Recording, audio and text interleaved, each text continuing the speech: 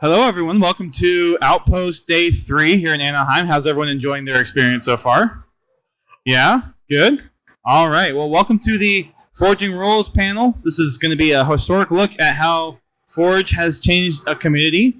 We're going to go ahead and kick off introductions. First of all, I am Duststorm. I run a podcast called Podtacular, and we cover a lot of different variety of topics if it has Halo in the title or is related to Halo in any way, shape, or form. And we'll go down the row, starting over here with our next panelist. Go ahead and introduce yourself. Hi, my gamer tag is icyhotspartan. I do Forge and stuff, and that is something I built. I like it. I don't know if anyone else does. Yeah, all the maps are I like it. Yeah, most of the screenshot maps that you'll see behind the title slides have been made by these individuals. So, Hi there. except this one. I did not make that. That's Except this one. sure. I'm Michael Shore. I'm the lead Forge designer at 343. I'm so happy you guys are here. I'm having a great weekend. I hope you are too. It's pretty cool to see all Forge all the time for a few days. So, All right. My name's Jacob, also known as Squally DaBeanz online. One of the curators on BTB and maker of Echelon, Fracture, Pioneer, and Hinterlands. I'm gonna go ahead and eat this mic because I haven't had breakfast. I'm the Darkk. I just recently made Meander for BTB and just been an overall Forge lurker since 3. So there you go. Hi, Tess. Hey guys. Thanks for coming to check us out. I'm Evan, or Commander Colson. Some of you may have, if you've played the BTB playlist, you may have run into my map Scavenger. But I am also a forger. And hi. Hi, Evan. Hi, I'm Connie. I'm the ForgeHub community manager. So, and you have never seen that map. Nobody has ever seen that map. So, you've seen it? until now. Wow, goodness. Oh, I remember that. It was like a couple years back. Yeah, I was old. Anyway, it's great to be here. Like I said, I'm the ForgeHub community manager, so I don't do a lot of level design myself anymore. I'm more into managing the website and the community and maintaining our relationship with the developers. Very cool. All right, who here, just by a quick raise of hands, has dabbled in Forge or messed around with Forge in any shape or form in any of the Halo games? So most people. Does everyone know what Forge is? We will convert you. Does everyone know at least what Forge is? Mostly? All right. Well, for those maybe not so inclined, Forge is an in-game tool that lets people create their own custom maps and modes for fun game modes, competitive game modes, or anything that you can do with multiplayer underneath it. And it really is a kind of a manipulator of objects, scripting, and other gameplay modifiers that can be toyed around with to have some really crazy and wacky effects and some really interesting game modes that we've seen over the time of Halo's history. And it allows for not just multiplayer experiences, but also some fan art that we see through the forging capabilities there as well. I know we kind of showed a quick little glimpse of what everyone has done in the terms of Forge, but let's go down the road. We'll start with you, Connie. When did you first start getting involved with Forge specifically? So, I was very young when Halo 3 came out and Forge was introduced. It was, at the time, of course, very rudimentary, very simple. There wasn't a lot of geometry things you could do until map packs came out to release maps like Foundry or Sandbox. I remember being a little girl and playing Sandbox and just making mazes with those like really rudimentary hallway pieces. Yeah. And my friends hated them because I always made them play them. Nobody else ever played them. I didn't even do them, but I always made my friends do it. They hated it. Reach is when I started to actually get into more of the competitive aspect of it, of actually trying to create a space that would be fun and flow well for players to actually play a game of Slayer, capture the flag, just basic stuff like that. Halo 4 as well, just kind of toyed around with it, didn't really do anything too serious. Halo 5 is when I really started to actually get more involved closely. It's when I joined up with ForgeHub and became one of their writers, later their community manager. And it's led to, I mean, I've met countless people, like every single person on this panel I had known at some point before meeting them today, just because of Forge and our shared interest in that game mode. It's really kind of brought a lot of people together, and it's interesting as a community manager to see how that's led to so many friendships and so many people really coming together just to celebrate something that they're able to do well. Very cool. Colson, how about you? How'd you get your start in Forge? Hey guys. So I have kind of a weird introduction to Forge and Halo in general. Does everyone remember Sandtrap? Did anyone ever do the thing where you run in like a big circle, like 300% speed, like super fast and all that? So I was at church once when I was a kid. Bear with me. I was at church and they had a division where like the parents went off to the main church situation. And some of the call them gatherings. Yes. There you go. And some of the so for the kids, me at the time, they had this area where you could drop us off for like where we would do our own little thing, but they had video games set up to keep kids occupied. And one of the video games at church was the M-rated Halo 3, naturally. So I walked over because I saw video games. Hey, it looks cool. And there was like a couple older kids using Forge they were on Sandtrap, and what they were doing was they were taking crates and like blocking off doorways and stuff on the structures to make it, you have to fight to get in, and then switching over to custom games and playing like with someone, like the zombie thing where someone was running around at 300% speed and they were having to hide in the little catacombs of Sandtrap. And me, a little kid at the time, super impressionable, I thought that was just incredible. So I badgered my parents for the next year until we got an Xbox, and I immediately jumped in and started trying to do that same thing. And a couple other friends of mine who lived around me, their parents also got them Xboxes, so we could all get online.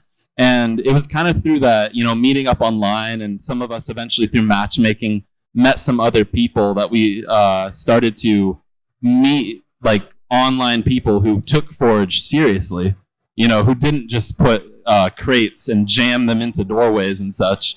So we started to meet people who would show us like, hey, well, if you go to this one map called Sandbox or this one map Foundry, you can actually put together structures, like actually make something.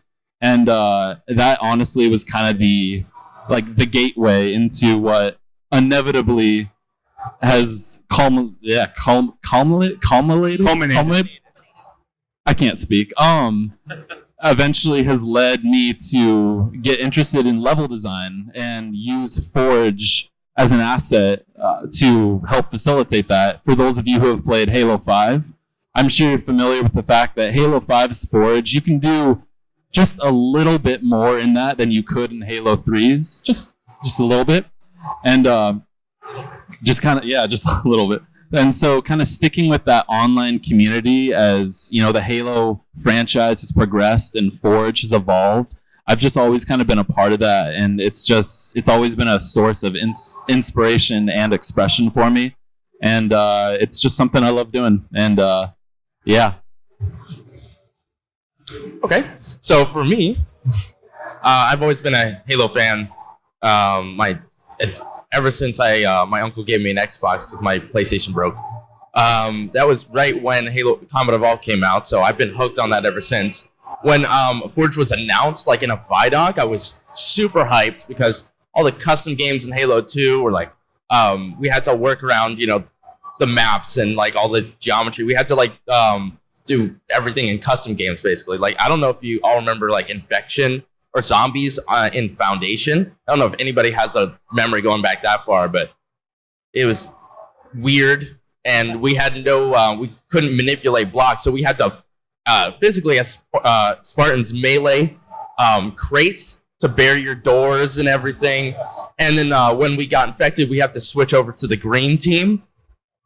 From the it was red honor team. rules. Honor rules. Everything was honor rules back then. So Great college dorm memories. right?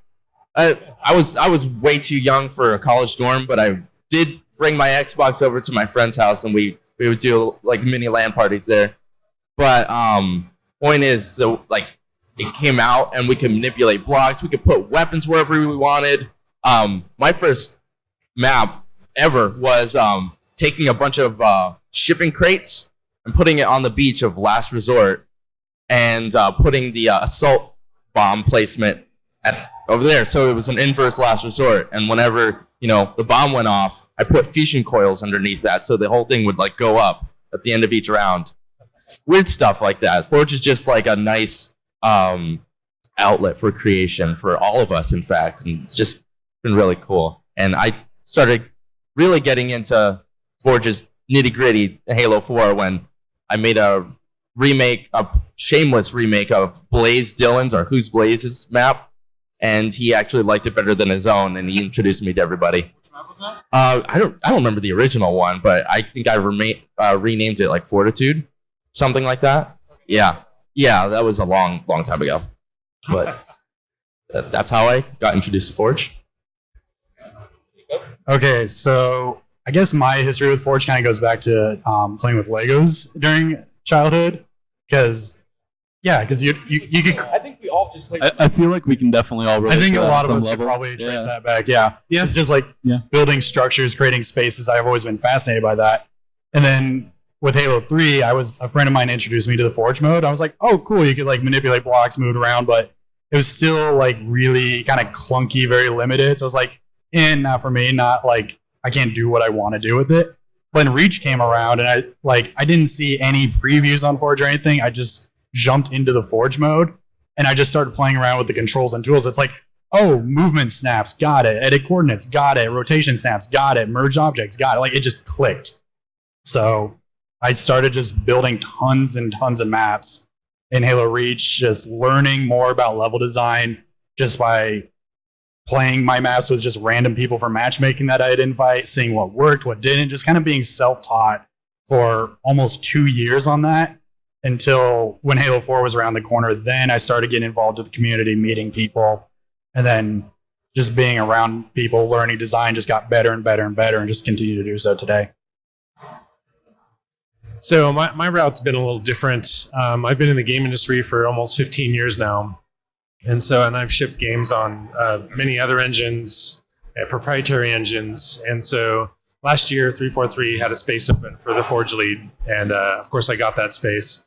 And so I came to Forge sort of bringing my experience in other engines and looking to, sort of bring that to the Forge experience. I did start my career, though, with the communities that existed back then. So the Unreal, the Unity communities. I made maps just like these guys did. We talked online. We played the games online on our own custom servers. So it's very similar. I feel a kinship with these guys because of the way the community has existed. So That's cool. yeah, you need this, don't you? I do need this. Yeah, I'd say mine is generally the same sort of origin. You can kind of sum it up with everything that you all have already said. But I didn't really join any Forge community until I think December of 2017 or 2016, one of those years. So I've only really been around on the internet for a little bit of time. And it's been a wild ride, full of very, very long blog posts and interesting design discussions. Because a lot of the time, like there's the Forge tool is, I mean, it's not something like Unreal, but it's approaching that. It's a very, very versatile tool. You can create structures. You can use physics and edit the physics. You can do scripting things, and one of the really cool things about Halo 5 is the new scripting tool, which allows you to actually kind of create a living space that you can do whatever you want to do in it, whether that's serious competitive multiplayer design, which I think you should be doing. Personal bias there. Or playing something like what's it called, Crossy Road or something, where you have to dodge the balls. I mean, that's fun too. It's I think it all comes down to the same principles. It's just a different way of doing it, and it's a different gameplay style. And Forge does it all, so it's pretty cool. So we're going to go through a little bit of the history of Forge, how it started with Halo 3 and how it's progressed over time. Who on the panel started with forging in Halo 3? Everybody. All right. Yeah. And people in the audience, too. You guys can raise your hands. That's great. Yeah, Most I did was the obligatory maze inside a foundry. But my one, it's not really a claim to fame, but my one forge that I did in Halo 3 was I tried to remake Chiron on Foundry. Oh, good luck. Nice. And I actually managed to do it. In 3, yeah. I don't think I was able to find my map for the transfer. Unfortunately, it was probably on another Xbox that I had a long time ago. So I'm probably gonna recreate it in MCC if I have. I just recently dug up my old hard drive, like the old one that was the big brick on the top. So I have to find a way to get that on within for the MCC transfer. For the MCC transfer, yeah, I got to get that going. Well, it's already done. Yeah. Oh, is it done? Then never mind. I'm screwed. We got some people that might be able to have a grace period for maybe forging communities. Wink, wink, nudge, nudge. Wink, wink. I need that. I need to bring back Palette Parade. I'll have to look into that. All right, so Halo 3 obviously is the first game that featured the Forge mode, and it's really one of the first in-game map manipulating tools that we've seen in the console space, which is pretty unique, I think, to the Halo franchise. There's not many other games that do that, but there are some other games that have started adopting similar capabilities, and also help popularize some of the more well-known game modes that we see today, like Infection and Griffball. In addition to that, Forge templates like Foundry and Sandbox were also introduced to kind of give forgers a little bit more capabilities once Bungie realized, hey, we're throwing this tool out there, we'll see what happens, and people started making some really crazy stuff, and they decided to try to support that community, and there was a lot of value in what was able to be done with the community as far as custom games, artwork, wacky game modes for action sack playlists and all that kind of stuff. And it wouldn't be Halo 3 if we didn't talk about the on-screen effects as well. Juicy. When everyone put all the filters down at once and you couldn't see the map, that was awful. So then you had to delete the map because you couldn't get them. The map is S tier if all the filters are on at once. There were some Infection customs that had just about like in between 6 or all of the film or the on-screen effects enabled. Yeah, definitely. One thing that I want to mention really quick that Halo 3 had in spades and was its physics engine and its sandbox. It was ridiculous, and you could do a lot of stuff with it. Like, some things would float on water, some wouldn't. They would sink. Weapon holders and a bunch of crazy stuff. You could manipulate like the space. I remember people made like switches based and like trap pads based on like whether an object updated or not, which means like we can make buttons, switches, and crazy machinery like just by using the game's physics engine. It was like a lot of Ruby Goldberg stuff. And like that's just one of the things that is really very overlooked nowadays. But Halo 3 did that in spades, and it was such a cool sandbox to work with. And don't forget some of the respawn point art. Oh, respawn art too. Yeah, there's some notable ones in there. I'll just leave it at that. I wasn't aware that was going to be discussed at this panel. Yeah, we're not supposed to talk about that. Yeah, we're not. I don't think you brought it up. We didn't say what. We just said it existed. We know. The Master Chief one's pretty cool. Yeah, that one. That's what we're talking about, right? Yeah. Yeah, it's really cool. Yeah. So from 3 we go to Reach, and this one introduced a lot more forging objects to use. So we got some prefab, some more base pieces. Started going into a little bit more of the terrain pieces as well. So you can actually make a map that's mostly just rocks. People would use rocks as like dirt and sand and stuff. Just squint your eyes and pretend. We got a little bit more in the game mode though. There was also the insane game type, which introduced a lot of cool customs. I think there was one that the Psycho Duck did, and I can't remember what it was, but it had like a something like bouncing on the top as far as like a zone that you had to be in, and you had to run this course. I'm not sure if that was Psycho Duck. He's more of a competitive forger. Maybe Darth Clackers? Or sorry, no. You know what you It's might one of be, the duck ones. What you might? Oh, you're thinking Pete the Duck. No, Yeah, it was Duck, Pete the Duck. Yeah. But when it comes to Psycho Duck, he ran the YouTube channel that would feature a lot of stuff like Yeah. that. So Yeah. but yeah. I think we have No, too it was many Pete the birds Duck. in the Forge community. What's that? I think we have too many birds in the Forge community. Too many birds. We do have a lot of birds. People like to fly. Psycho Duck. A lot of birds. Birds? I think he likes birds. So, Pete the Duck, Psycho Oh. Duck, Quackers, like all these people.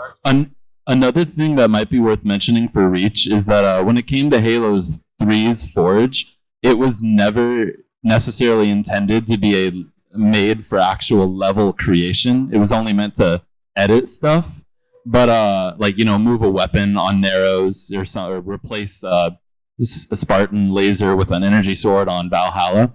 But when Bungie started seeing that, people are trying to take this and manipulate it into to create actual legit levels, that's when Reach was developed to be a lot more geared towards enabling level design and stuff. It was still possible in 3, but Reach, I think, was a lot more. They had that more in mind when designing the Forge to make it. We want you to be able to make original maps and such. Well, they took a lot of the tricks that the community was using in 3, like merging objects into each other and stuff. They just made it tools that you just use into the menu. They also introduced the greatest piece that they've ever had, which is the massive grid that you would just smack people around with.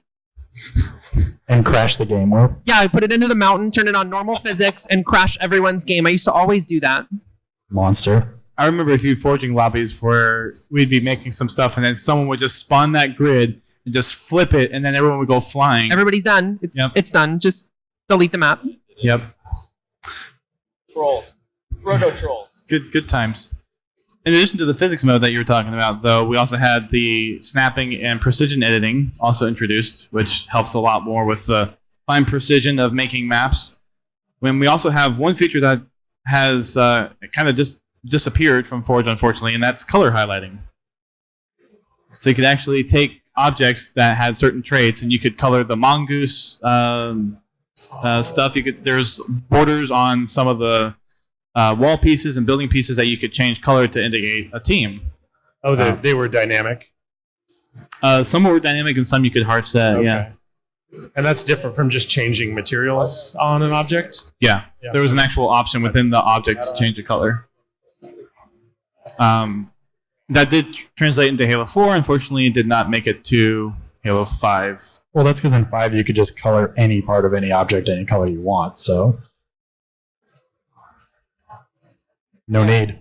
But it's not the same. It's better.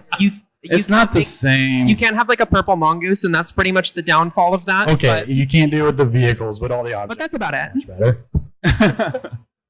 Well, the nice thing about the objects were they had little things that you could change, like specific pieces of the shape to different colors instead of like the whole shape. But anyways, This is a Forge debate. apparently, yeah.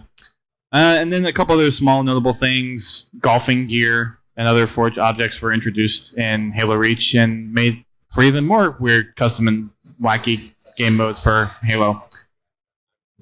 Into Halo 4, we have the introduction of magnets. I thought that would get a little bit more response on this panel. You want the magnets? They're How do really they work? good. Is that the Like, response you want? It was a little bit janky then, but they're ICP magnets, how do they work? Is that the response? Is that the correct one? I was just looking for a response, but no, I they like definitely help. magnets. It's just when you have too many objects merged together, the magnets would like fight against each other. That's when it got a little bit rough, which that problem has been solved since then. yeah. We also had object highlighting, which would help forgers make sure that they are moving the desired object they want to move instead of trying to guess whether or not an object that's been merged with another object is the one they're actually trying to fix or put in place.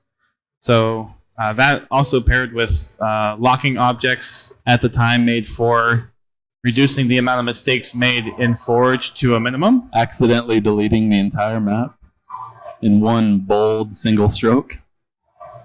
Yeah. Do we have some horror stories? No. None that wish to be discussed. That's between me and my therapist. A couple other notable things up here: trait zones, being able to change different aspects of the game mode depending on where you are in the map. And then some other additional Forge pieces like the green screen, trees, and some more base prefabs to introduce more pieces that you can use to make your map. Yeah, basically just taking the Reach model and giving us more stuff, giving us better tools, and just iteration implementation. Right? And then we got Forge Island. Oh, and Forge Island, which is one of the greatest gifts 343 have ever given us without us even asking. Oh, wait, no, we asked for it, just we didn't expect it. It's really cool. Flat ground. Completely flat. Halo 2 Anniversary had probably the smallest update to Forge, but it did introduce something that would be heavily utilized in Halo 5, and that is scripting. Scripting was definitely help. Like all those crazy things that we used to do to try to make like dynamic elements in maps. Something as simple as a door opening. Yeah, simple as a door opening or making like an elevator or something like that. Like scripting helped us leaps and bounds. Just caused way less problems and just really nice quality of life, so that we can make maps more interesting and interactive with players. Yeah, and of course more object. Oh, sorry. Go ahead. Oh no, I was just gonna ask. I mean, who here has been, whether or not you're like a hardcore forger or not, who here has kind of throughout the games noticed the differences in Forge as they've kind of upgraded it every time? Who's played around with it? Yeah. Nice. Yeah. No, it's fun, and especially when they add those new things. Because I mean, if you remember back in like Halo 3, like you'd have to, punt a crate in front of a door or something. But now, then like in H2A, they have an actual gate. You press a button and it goes down and stuff. Fun stuff like that was always led to cool new things. And as in every Forge that we got even more objects. More objects. Which is kind of the de facto. And then Halo 5, probably the biggest change to Forge between the different iterations of the game. This is just kind of a high-level overview, but what I like to do, going down the row here, and we'll start with Icy Hot this time. What's one thing in Halo 5 that you find most helpful for you forging in Halo 5? Prefabs and grouping. Prefabs and grouping, that's a big deal. One of the major issues... prefabs and grouping. That's what I said. Prefabs and grouping. So one of the major issues that Forge's prior had was that you could only select one object at a time. What Halo 5 did is added the ability to select up to 64 objects in one go. Not prefab them necessarily, but group them all as one object, move that around the map as one thing. So you could, if you wanted to do a block out, you could block out a corner of a map, you could block out the center of a map. Some interesting gameplay idea that you were working with, and then just take that, test it, put it somewhere else. If it didn't work there, move on. Or you could do the same thing with an art asset. You could just take that, and then the other thing with the duplicate key, just duplicate it. You got another one. Really, really helps with the systematization of the level building process, which is pretty cool. If you want to save time and build something very, very interesting from an aesthetic and gameplay perspective. So that's the thing that I have found the most interesting so far. I think I've only really made a couple maps in Forge, and it's just to learn it. But the thing that's helped me the most, and it's not new with 5, but it's just magnets and snapping. It's so easy to create a layout and just sort of have an idea of a space with magnets, and they just snap together, and then you just drop in and you play it. That's how I work well. So cool. So the thing I like most about Halo 5's Forge that they added, it's a really small thing a lot of people may not know about, but you can set the rotation of an object to either be world relative or object relative.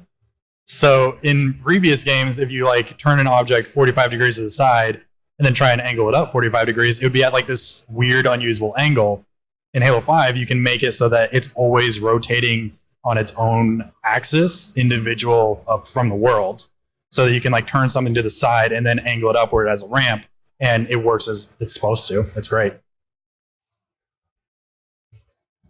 My favorite thing about Halo 5's Forge. Oh, what helped? I actually have to agree with Icy Hot over there. Prefabs are probably like the greatest thing to ever happen, ever of all time, and you can fight me on that. Just because you can save those groups after the fact, and you could bring them to other maps. So what that allows is asset design. So you can like make objects that are really cool. You can save it and you can place it down on another map.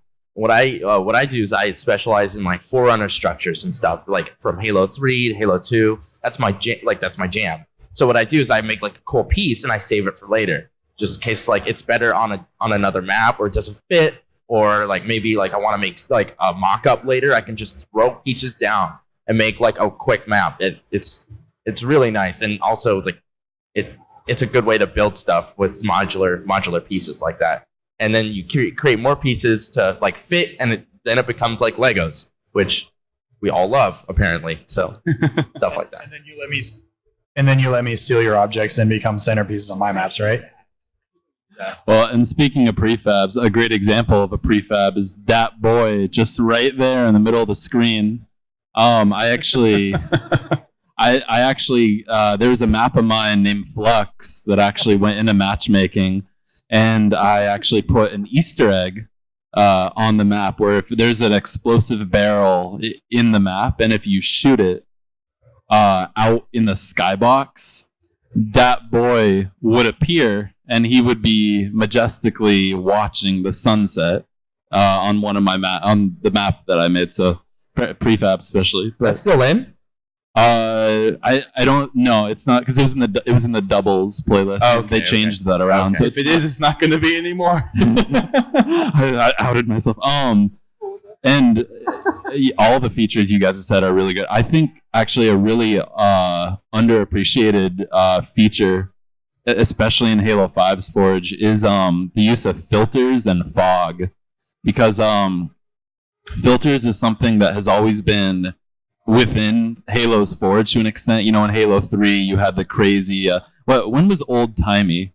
It was in Halo 3. Was that Halo 3? Halo 3, yeah. Was that the one where you got the film burn with the entire screen turn? Yep. Yeah, fun stuff like that. And Nova, oh boy.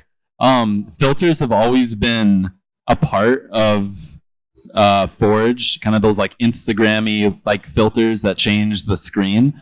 But in Forge for Halo 5, it went from being more, just for laughs and for fun, and for more like to really try and help you reach kind of the color palette that you were trying to achieve. For instance, if I use a filter like blue-green, it kind of takes the overall tone of the colors on the map and the cube map and just kind of gives everything that nice kind of finish, and then the same with fog filters. For those of you who may not know, fog is actually can be a big role in Halo 5's Forge.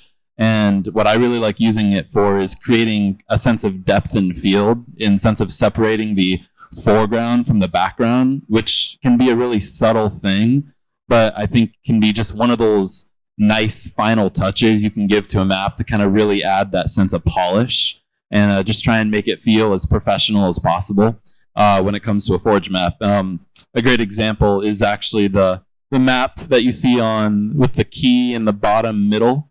It's kind of that one right there. That's an excellent example of a map that's using fog to kind of really add ambience to its environments and kind of create that depth and field between the foreground and the background. So, and I feel like those are features that aren't always talked about because they are just such a, something you don't, when you walk around a map, you notice that boy. You don't notice, the fog is soft in this area. So, but, I think those are really nice touches as well. it's not so much as one addition, like we were talking about magnets or like rotation snap based on object orientation. It's not so much that as much as it is just the amount of aesthetic possibilities in Halo 5's Forge is incredible. Like each and every one of these maps that you see right there was made entirely in Forge, and none of them have the same environment.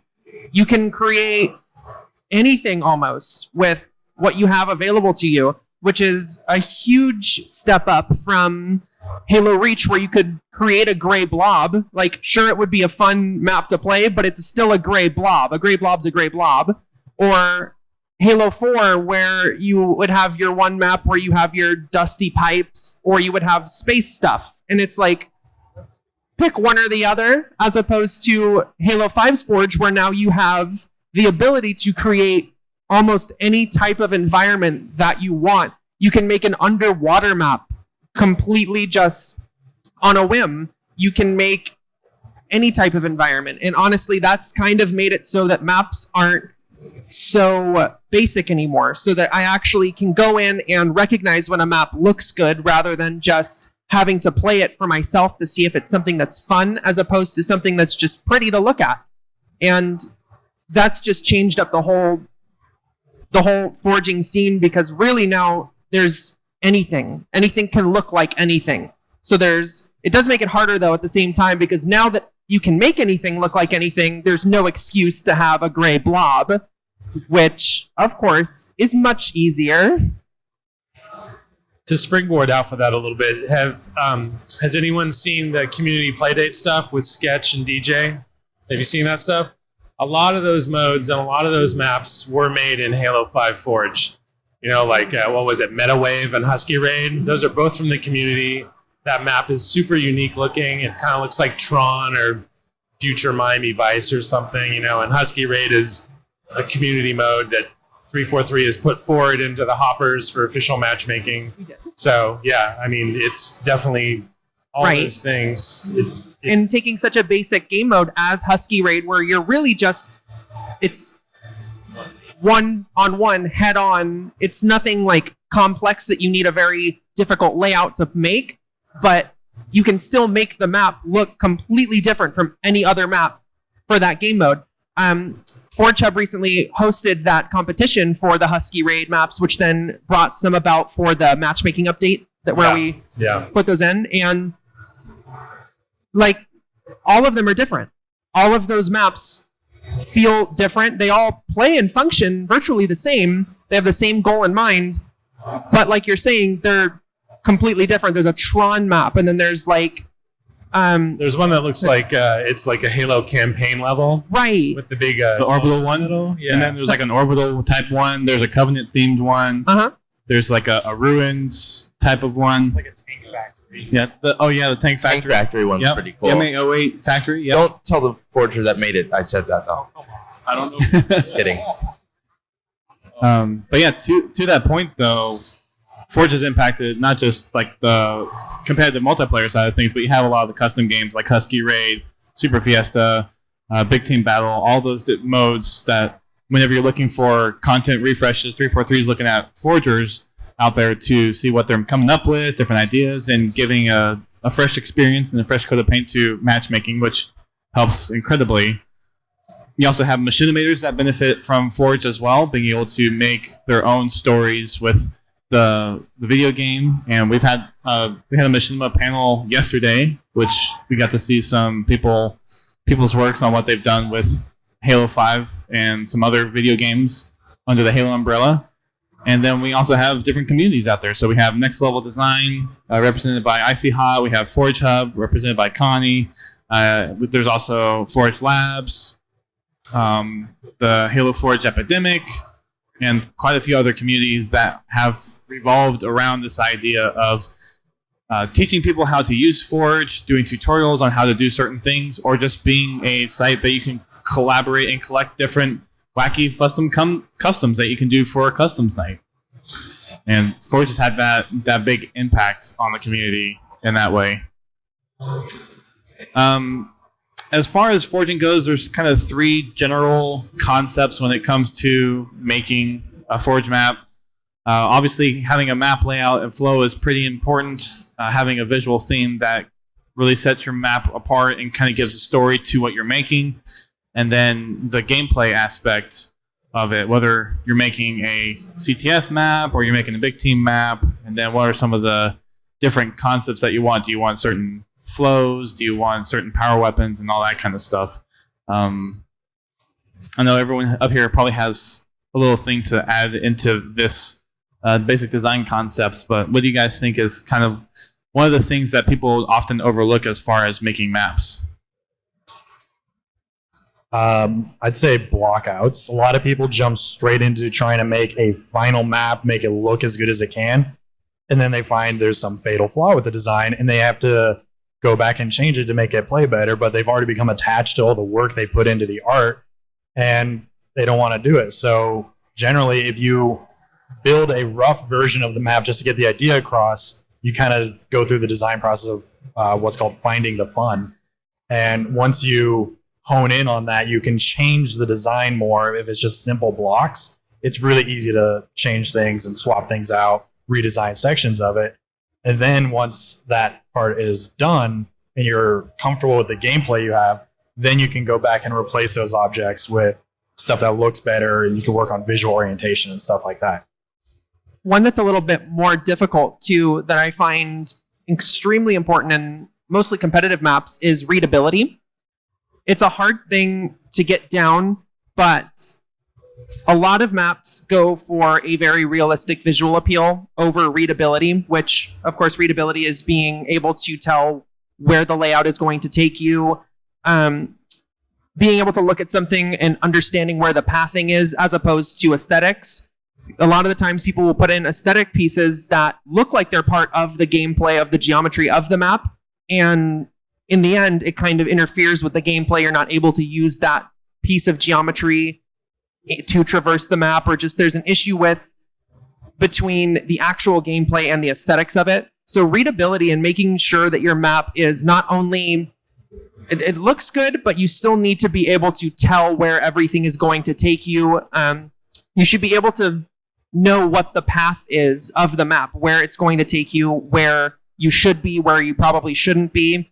It's important to be able to tell what's going on there. If you start simple, like Squally has suggested, like that will it'll come naturally, because if you just make a layout and you focus only on how the player moves around the map, and you get it to a point where it's fun and you can play with other players, even if it does look like a gray blob, at that point you're like, this is fun. Now I can go into the weeds and I can put in weeds or bushes or trees or rocks or pipes or, like even just different colored steam vents, lights, fans, whatever. Like you've got your core experience already dialed in, and then you build on top of that, and then when you're ruining or not, right? Like Right. when the spinning fan in the corner is more of an eye catcher than the ramp that goes up to the right, then you're like, I got to take that fan out. Yeah. So we're going to go ahead and jump on in here to some slides like these guys have prepared. And Squally, we'll start with you. But tell us a little bit about how you would kind of recommend people going through actually making their maps. So this is more of just how I approach things. It doesn't have to necessarily be this order, but I found this is what works for me. The first thing that you need to do before you start designing a map is you need to answer a couple key questions about design, first of all, such as player count, size, symmetry, and what game modes it's going to play. So first you got to figure out, do you want it to be like 4 versus 4? You want it to be 8 versus 8 as a big team, maybe something even small like a 1v1 or 2v2. You get that down, and that'll kind of determine the size of map you're going to make.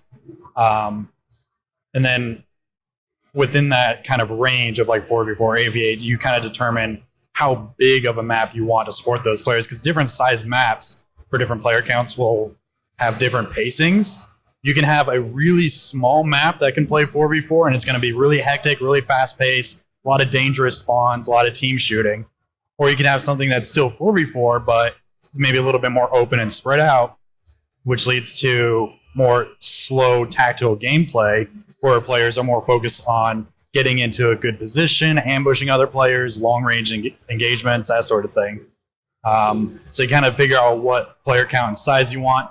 Then you got to ask yourself what kind of symmetry you want it to be. Do you want it to be asymmetrical or parallel symmetrical, which is like a mirrored version of the two sides, almost like the pit or midship, or something we call rotational or radially symmetrical, which is both teams, in order to do the same thing on either side, will go in their own respective direction. So like both teams run to their right to get to their sniper rifle, kind of like Sanctuary in Halo 2 is rotationally symmetrical. And then based on what kind of symmetry can also lead into what game modes you want to focus on. Generally, a symmetrical map will play CTF or Assault really well. So you pick one of those and kind of cater the design to that. Or with an asymmetrical map, you can maybe focus it on Oddball, where there's no good camping spots, or King of the Hill, where you have a lot of interesting sections where everyone can just mosh pit in and fight over. So once you have those ideas, like what kind of size and symmetry and player count and game modes you want to focus on, what I think is really important after that is kind of locking down what sort of environment you want this to take place in. Because if you understand the environment, you understand what kind of geometry to use in that environment. So if someone was making something that was a lot of 90-degree corners with a lot of sharp angles, very square doorways, and then you try and make it look like a Covenant map later on, it doesn't translate as well because the Covenant's all rounded and very like curved doorways, very wide, very like curved ramps and everything. It doesn't look like the map you designed anymore. So understanding what you want the map to look like at the end can help you determine what sort of geometry to use after that. And then finally, one of the things that I always look for when designing a map is, what is your hook? What is the thing about the map that will make it memorable and stand out from other people's maps? And a hook can be anything from like a gameplay gimmick, which, you know, gimmicks are often frowned upon, but they're not always bad. They can be fun, interactive elements. They could be, you could be like a moving piece of geometry, like the fan in the center of Zanzibar. I'd call that a hook for Zanzibar. Like, it should be like a one sentence thing about the map that when you tell people what map it is, you describe this one hook, people instantly understand what it is. So like on High Ground, the hook of High Ground is the fact that the gameplay all focuses on the main structure up the top. You tell people, oh, it's the one with the base at the top of the hill that everyone fights up the hill to get to. That's your hook. So anything like that. Then once you have your hook, you have your design down, then you start getting into the nitty-gritty of testing. That's when you figure out what pathways work, what power positions work, what weapons you want on it. And you just test and test and test your map more and more and more. And the more you test it, the more refined the idea can be. If you collaborate with other designers, you will often find they have good ideas of what can help the map be more fun, what can help the map be more balanced. And you just continue iterating on it. If you iterate enough, almost any map design can become polished enough to make a great map, no matter what the idea is. Then, like I said with the Blackout, once you have that final gameplay laid down, you start working on art and finalize your visuals. So we have a couple of the demo stuff here. Yeah, go. Like, from Echelon. Right, yeah. So this was one of my maps that has gone through all of the Halos ever since Reach and has gone through multiple variations, lots of iteration, lots of changes. So if you see the first picture there labeled number 1, that's the first version I made in Reach. And it was essentially just translating a map from a different video game into Reach so I could try playing Halo on it. And, you know, it was cool. It was fun. It worked, but it was nothing special. It was pretty basic. So then I started thinking of what are some ideas and designs that I could add to make it more unique and more my own. So you see in picture number 2, there's more additions to the map. There's extra pathing, there's new spaces, there's new routes added to it. And the flow on it was just a lot better. It wasn't just a big L shaped, it was a little bit more of a completed loop. And then moving on to Halo 4, I updated the design once again, making some of the areas multi-leveled, adding even more pathways and sightlines through areas, blocking off other sightlines that I found were too powerful in Reach. And then just iterating on it more and more. Later in Halo 4, kind of refined that design, simplified things that were too complex, opened up things that were not noticeable. And then in H2A, again, just continuing to refine it until we came to Halo 5. And with Halo 5 having a completely different sandbox with like unique movement mechanics and everything, it really opened the doors into what this design could offer.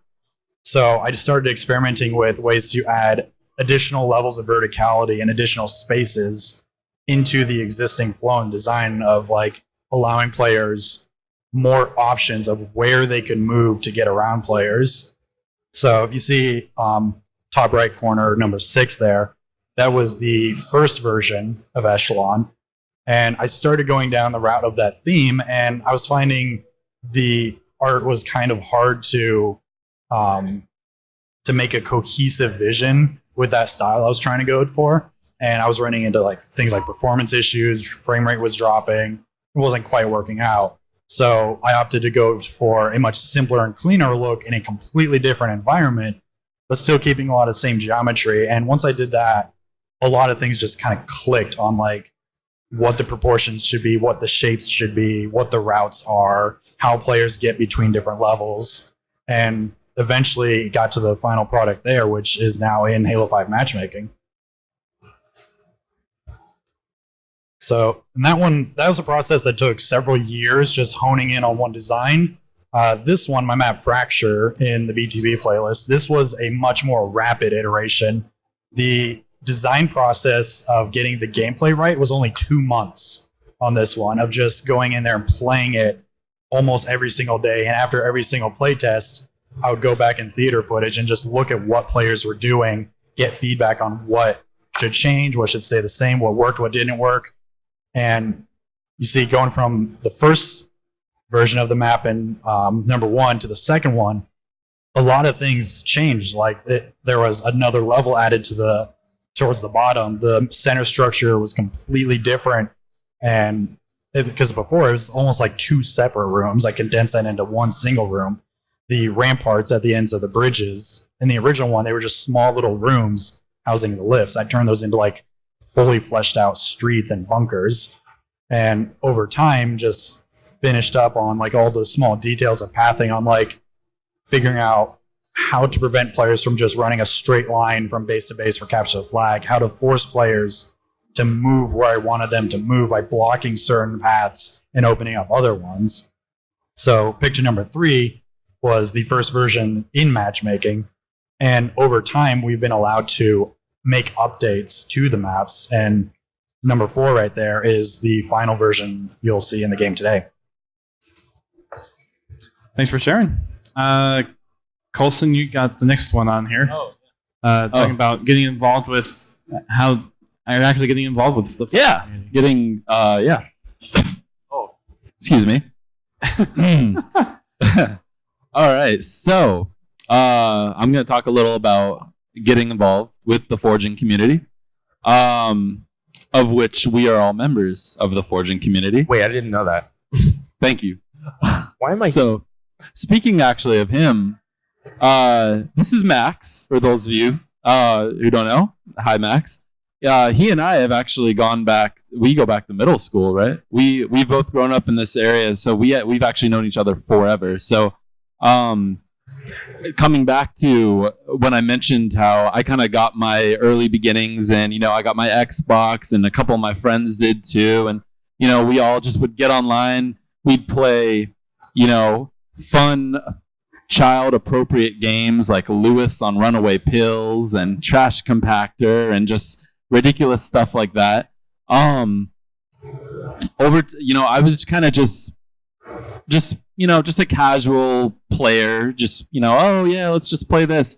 And every now and then we'd find ourselves, getting invited to a game or something, when you play a little matchmaking, and then like 10 minutes later, you like, the Laughing Duck 69 wants to play a game or something. And so you join up and what's Supposed up? to keep this PG, okay? It is PG. I didn't see anything. So just over time, I eventually, me, him, a cluster of us, we began to fall into custom game lobbies. Does everyone know what a custom game is when it comes to Halo? Like where you load up? I'm just making sure. So we would begin to just kind of fall into these little clusters of games in which people began to get to know other people, and we all started to form a very loose community of people, where you'd have now friends lists of people that if you wanted to play Trash Compactor, you could rely on these people on your friends list to show up if you shot them an invite. And that kind of really began to snowball when a couple forgers began to make YouTube channels. Now, is anyone here familiar with some of the YouTube Halo channels? Like for a long time, it was Mr. Pokephile or the Halo Forge Epidemic or Online Nights or something like that. Essentially, these were YouTube channels set up and run by forgers who would find cool maps and stuff like, this is a game where you use a gravity hammer and you just beat each other up. That's cool. I want to make a YouTube video. Isn't that Griffball? Griffball. That's one of them. No, Griffball got the fast track. They already had a Griffball community. did. Yeah, Rooster Teeth got that ball rolling. Infection too, like Infection in Halo. Pun intended. Ball rolling. Pun is definitely intended there. Nice. But anything, from mini games like, this is a cool Infection map, or this is a cool Slayer map, or just anything. And these forgers who were running these YouTube channels essentially began to put out little feelers. They would begin to, if they saw a map posted on a website such as ForgeHub, they would, see, that looks pretty cool. I'm gonna download this. I'm gonna make a YouTube feature on it. Hello and welcome to the Halo Forge Up, and I'm Mr. Psychoduck. And they would essentially make these YouTube features, which began to create kind of this sub goal to forgers. So all of a sudden, I want to forge a map to create a fun experience. But I'd also like to forge a map to be able to get kind of this little recognition from these little YouTube channels that were just running the community. Yeah.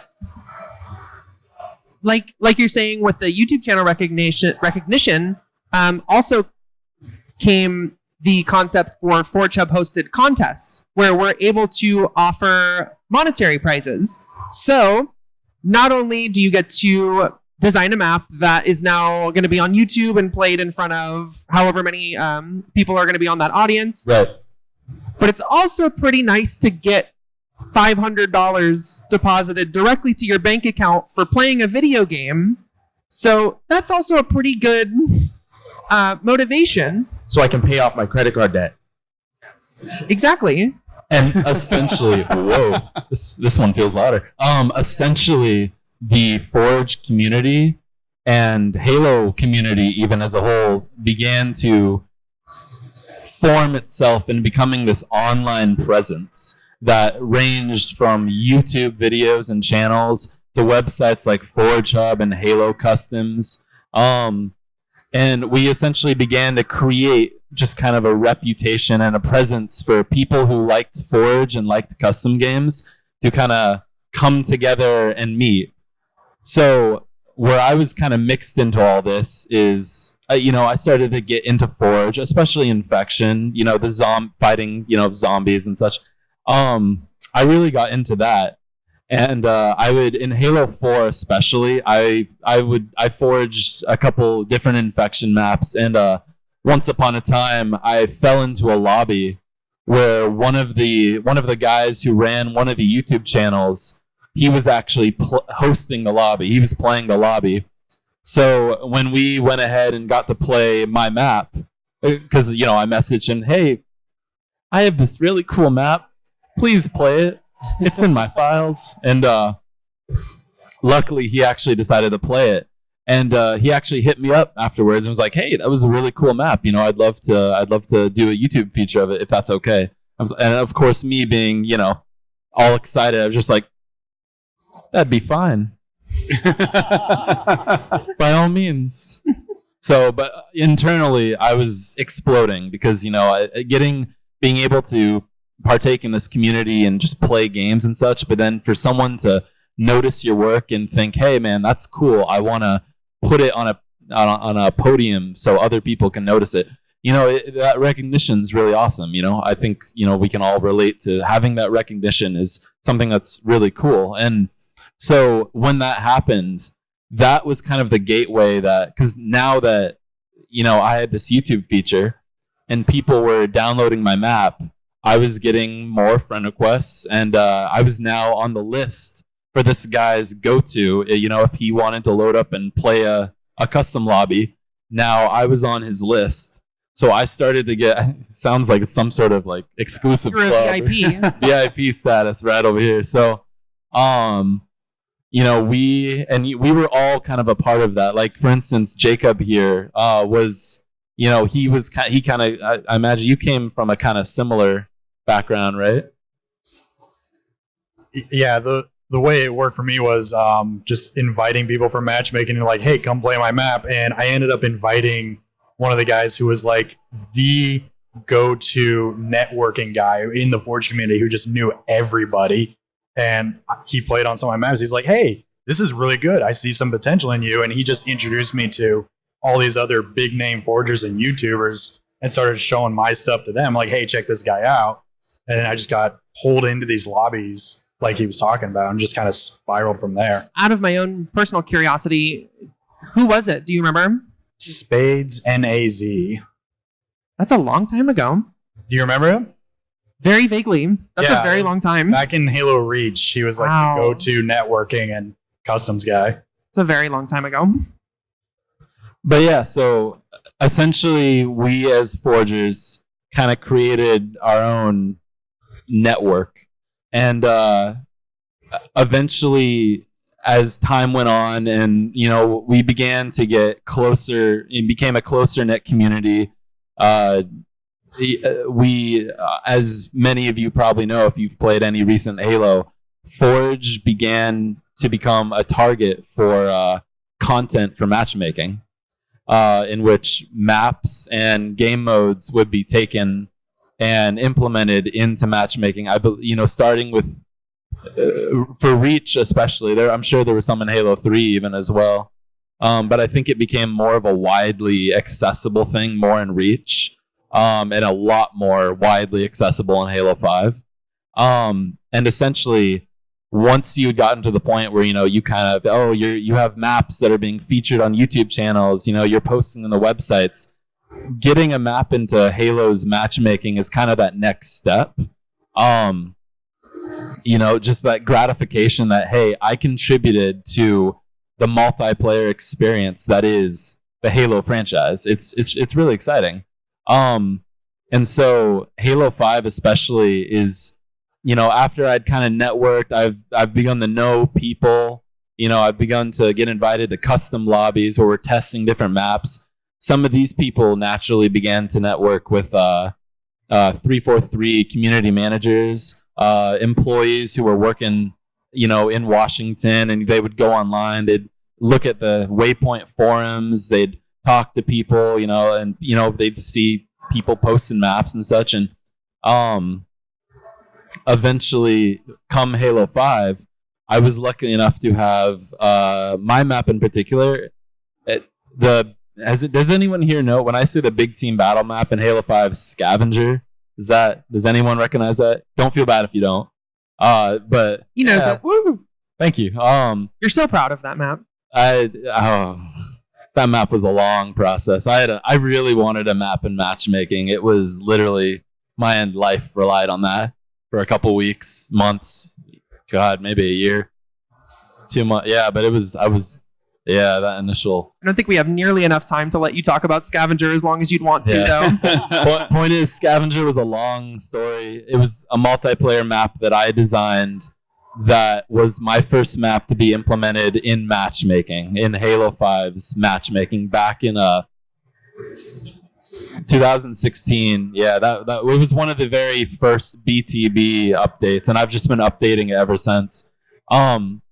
But it was, that wouldn't have happened had I not kind of gotten involved with the community of players. Had I not communicated and talked to people online, had I not only gotten my own maps played, but helped other people get their maps played, because that's also a big element of the Forge community, and I think just Halo in general. It's a very give and take situation where you want to collaborate and help each other, help raise each other up. And ultimately I was able to kind of begin to get to know people who worked at 343. I was able to get my map tested. People liked what I was doing, and I was able to get my map in matchmaking, and then I've now had several other maps in matchmaking since. And that's, it's really cool. And it's really great because you get to know a lot of people. I've known these guys. I've known, for instance, Jacob right here, I've always known him as Squally DaBeanz. I've known him for years online, but we didn't even meet until just last year at HCS, was it? Yeah. And it's so cool how for so long I can imagine Squally as just being this guy, only to then meet him and find out he's this chiseled Hercules type of figure. And then Max here, who I've known since middle school, and we've kind of gone on this a lot. I mean, everyone starts to drift a little after high school, but through Halo and Forge, we've not drifted, and there's a lot of people I've lost touch with, but we've been kind of unified through Forge and communicating online. And the fact that we can come and do this now years after we both graduated and start to go in different directions, it's just kind of, I'm really grateful for that, for both the Forge community and the Halo franchise. So just cool stuff like that. And sorry, I'm actually going to pull an audible because you kind of touched on some stuff which leads more into what Connie wanted to talk about. And I figured Connie and Thinking Fellow, you two could probably talk about how Forge just kind of helped blur that line between kind of what the community does within Forge and how the studio kind of responds back to it. And I'm going to bring up some of the forging communities as you guys are talking about that. Okay, so that was actually really good. I didn't know you were going to be talking about getting involved with the Forge community, because that's a nice segue into what we were going to be discussing, which for me, I was going to discuss the similar thing, the Forge community from the perspective of someone who is involved with managing all of these different smaller communities. Like, from your perspective as the Forger, you are the content creator. Your story was that of somebody who is creating these maps, these game types, these experiences that then go into matchmaking, that then get noticed by 343. So that, from your perspective, is a bit different from mine, which then comes from more of a management position of this community, where I am then your map would then go through a website such as ForgeHub, or just kind of go around the general circle until it starts to gain traction. And when a map gains traction, it gets noticed. Particularly, a lot of the time, by 343 Industries, by the developers, by the matchmaking leads, by anyone who is on that sustained team that's looking for that content. A lot of the places they check first are websites such as ForgeHub, because it's a conglomeration. For anyone that's not familiar, it's a conglomeration where forgers can come together to post their creations, their content, old and new alike. I mean, we have some veterans up here that have been posting on ForgeHub for years and years and years, since back to like Reach. And then we have newer additions such as icyhot, who mentioned he had only been on here since around like 2017, around then. So old and new alike, anyone can just sign up free, post a map, and it's going to be where you're going to be able to socialize with other people who have that experience that you have, where you're creating that content. So then for someone like me, where I've kind of drifted away from making the content myself just because of time constraints, it's a lot of fun, but some of us can't hold up to that dedication that some of you do, where like Squally, you were talking about years and years and years for that echelon design, and that's just not something I can afford to do right now. But being able to still be involved closely with the community through management, through managing ForgeHub and their social aspects, running their contests, running their Twitter page, writing articles, things like that, keep me in touch with all of you and really help to boost both of us into a position now where we're being noticed by developers, by 343 Industries, and they're starting to recognize that we have the same potential as level designers as a lot of they do. Like Squally, you, for example, you began with Forge, and now you do test for them at 343. Yeah, I mean, I was able to build my resume mostly with Forge experience of like, hey, I've spent years designing and testing these maps. I understand the testing process. I understand iteration of designs. I understand what goes into creating content, and I understand the inner workings of this game and its systems very well because of all that. Right. And I use that to build a resume, and yeah, eventually got a job at the studio. And correct me if I'm wrong, but I can't think of almost any other gaming environment where that's something that's possible, to just say, to use your experience with the game and designing aspects of the game on your own for free as then a resume to get hired and paid by the studio that creates the game. I'm sure that they do exist, but not nearly to the extent that we've seen with Halo. Like, there are numerous forgers working at 343 now. Right. And then, I mean, these are some people that I've known for years, since before they were ever involved with 343. And now seeing everybody get elevated to a position like that is incredible. And it's all thanks to the forging community that Colson gave us a little rundown of kind of the basics, how it built itself up to where it is today. And now to my point more of what Duststorm was saying, where we're starting to blur that line between the developers and the forgers. The developers, in some ways, do rely on forgers to bring fresh content because they're not able to focus so much on maintaining Halo 5 as we are, because it's the game that's currently out. It's what we enjoy doing. We're making content for it. And entire playlists come into rotation because of Forge. So much work. One me and Evan just recently worked on was the B Team Battle refresh, and we helped test out, and that was lots of nights of playing maps over and over again, giving feedback, trying to make it matchmaking ready, see like what needs to be done, like giving everybody advice and stuff. It's a lot of work. And that specific one that you're talking about, that BTB refresh that just happened, these little discussions take years.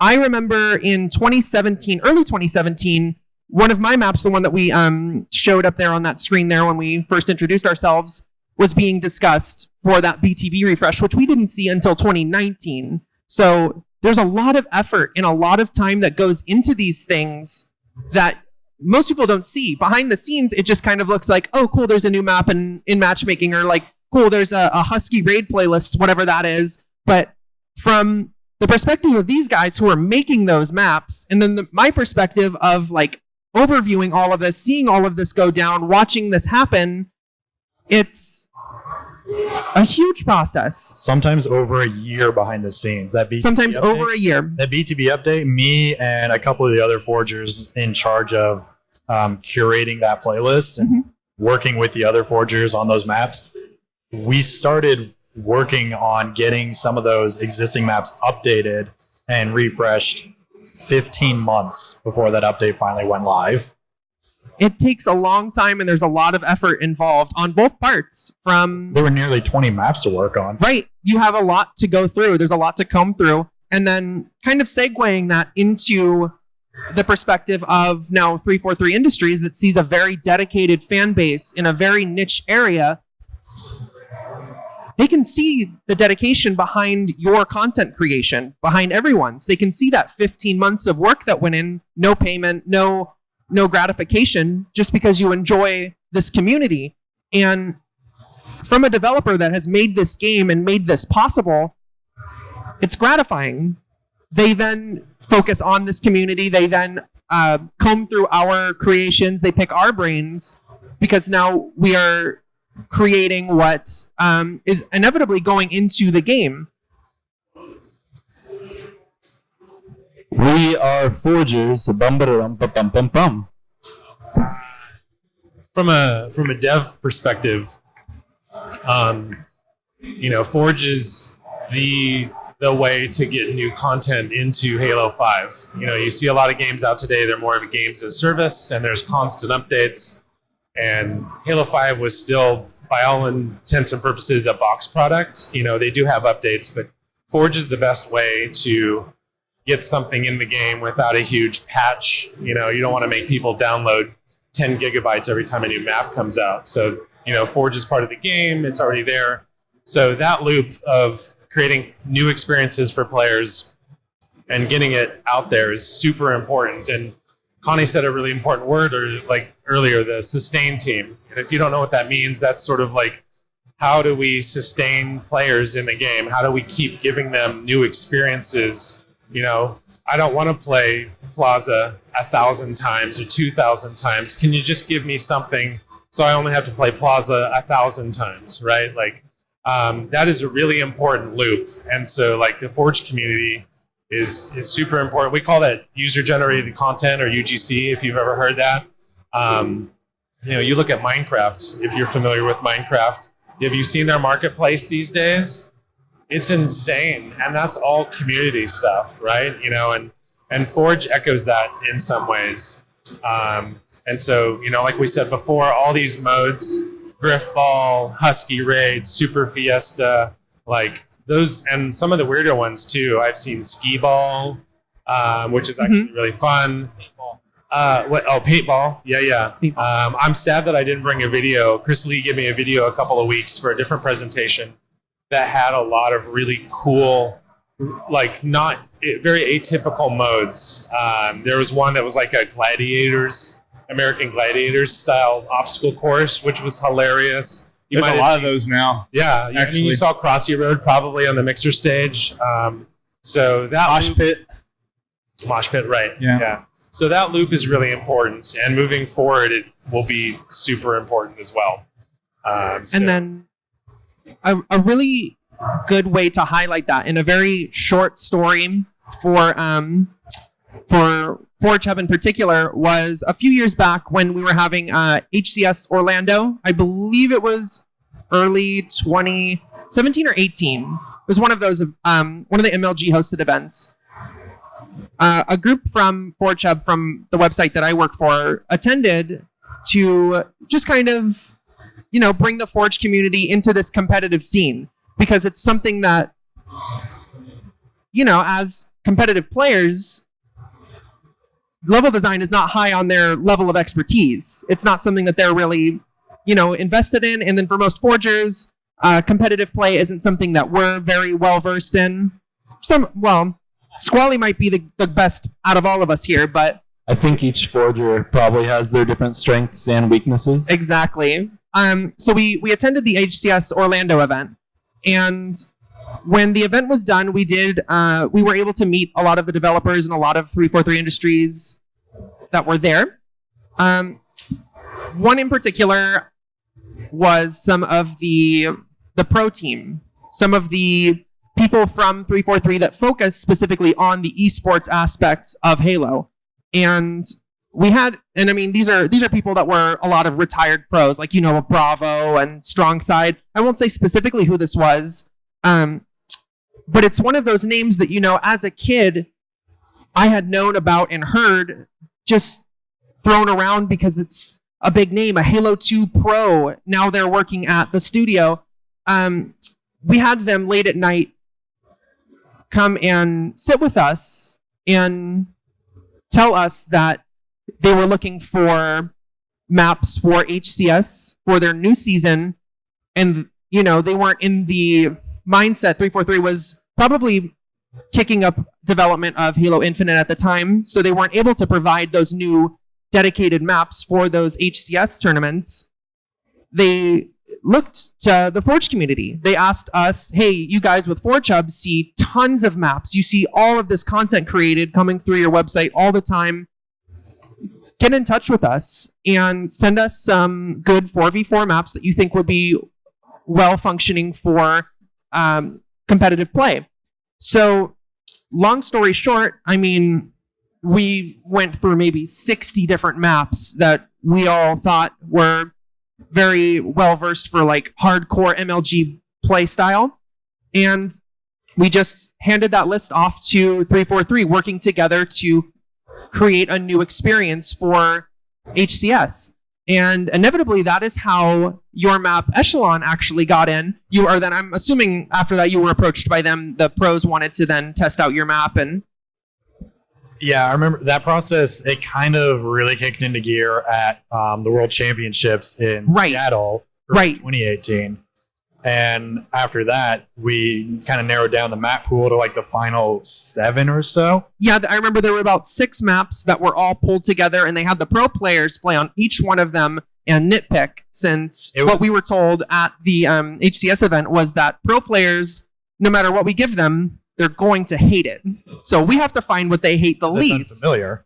But yeah, that process began, and it was a couple months of whittling down which maps had the most potential for this high level competitive play, and just months and months of like these pro players streaming the maps and giving feedback, and the forgers, the pro players, and 343 all working together on updating and polishing and iterating on these designs until the final 3 were chosen. And then that was also a very important word that you used there, which was together, because they were all working together. The developers, the forgers, everybody is now coming together with that one common goal and blurring that line between the two, because in the end, it's all generated content. Now we're at this point where in the last HCS tournament, your map was played, as well as Fisher, I think, Negative Zero's map. Fissure by Negative Zero, as well as Refuge, a Sanctuary. Refuge, yes. So all of that wouldn't have been possible without forgers, without the backing of a community, and now without the developers all together working to create a sustainable environment for Halo. And that's something that I think Halo just absolutely does better than anyone. Absolutely. Really does. We're going to move on now to Dark Skull, talking about how you take feedback and incorporate it into a map.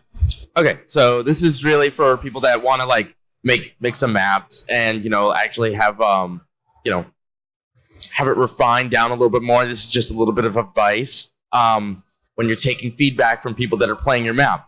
First thing you want to do, just you have a vision, you've built your map. Now what you want to do is keep all like your preconceived notions of your map aside, because you want to take everything in. It's a tightrope walk. Like you want to like give people what they want, but you also want to push what you want the map to come, what you want the map to do as well. If you make a catch-all and if you take everybody's advice at face value, you're gonna have a camel. It's a horse designed by a committee. That's no fun. You know how it plays. You want to know you know who you want to cater to. Just move in that direction. And then the things that don't necessarily work, that you kind of want to keep, but sometimes just doesn't work out. Try to like change it up, or find ways to make the things that do work synergize. Like try to make everything work together. If that makes sense. But it's your map. You gotta if you have an audience that is gonna have fun with it, and if you know how you want your map to play, you should do your best to do what you do. You. That's the goal there. Yeah. And I think we can go on to the next one. And yeah, it probably won't act like the way you initially designed it. Players are going to find crazy new ways to play your map. You can't predict everything that's going to happen, and if you can, your map is it's going to be a very one note experience. Because if you can predict everything everyone's gonna do, like, it might get stale after a while. It's nice to have a little bit of diversity and like finding unexpected things. So if you find players are playing your map in a way that you didn't expect, maybe like lean into that. Like see if there's some way you can like bring that into the fold, bring that into your vision. Find the fun. If at a high level, I think it's important to realize that if you're a level designer, you can't just design for yourself, right? Like, that's fair. Yeah. You play the game different than I do, than she does, than he does, right? And so like getting that feedback of like, hey, how do you play? Oh, you're a sniper. Oh, you want long sight lines. Oh, I really love the shotgun. Cool. Now I got to have close quarters. Like getting all those personalities in a map is what makes a map really shine. Yeah, you do have to design for the game that you're playing in. That's absolutely correct. When I say that, I mean like in terms of mini games, or like if you ask a guy that's really good at making racetrack maps for feedback, it doesn't always translate, but it can. Just take everybody's advice with a grain of salt. That's all I was trying to get there. But you definitely want to design for different styles of play. If you want to go onto the competitive scene, you have to find like what weapons you put on the map, how people are going to use them, and how you can get people to have fun on there. And refine and improve, and you gotta test. Like that's the main goal. All that hard work that we do, like for all these playlists, is just iteration, like testing if something works and then like hammering it out. There's a reason why there's a hammer and anvil for Forge. It's a lot. It's just hammering, and you have to get that sword to be really sharp at the end. If you just bang on it a few times, it's just going to be a hunk of metal. Yeah. And then for our last topic that we'll wrap up with these last few minutes, philosophy of design by Mr. Icyhot. That's me. So I don't know how much time we have left here, but I'm going to keep it as brief as possible. Gameplay comes first. It always comes first. I mean, you can create a great set piece. You can create a sort of a walking racetrack, if you will, for somebody. It's great to walk around in, sort of like you can imagine yourself in a cathedral or something going up a spiral staircase. But if that's all your map has, it's that same kind of one-note experience that you brought up. It's not going to be competitive. It might be interesting. It might be hard. It might be a compelling piece of geometry to work with, but it's not going to lead to anything interesting as far as gameplay goes. And one of the really important things to understand about that is to recognize that you're designing for a particular sandbox. And in the case of Halo 5 or HCS settings, that sandbox is going to have particular characteristics. You're going to be working with particular weapons. You're going to be working with particular movement capabilities. You're going to be working with all this stuff, and it all comes together. You're going to have to look at scaling. You're going to have to look at player movement speed. You're going to have to look at jump height. You're going to have to look at clamber height. You're going to have to look at how far you can jump forwards using the advanced Spartan motion abilities that were added to Halo 5. And that can be really challenging. Or it can be really fun.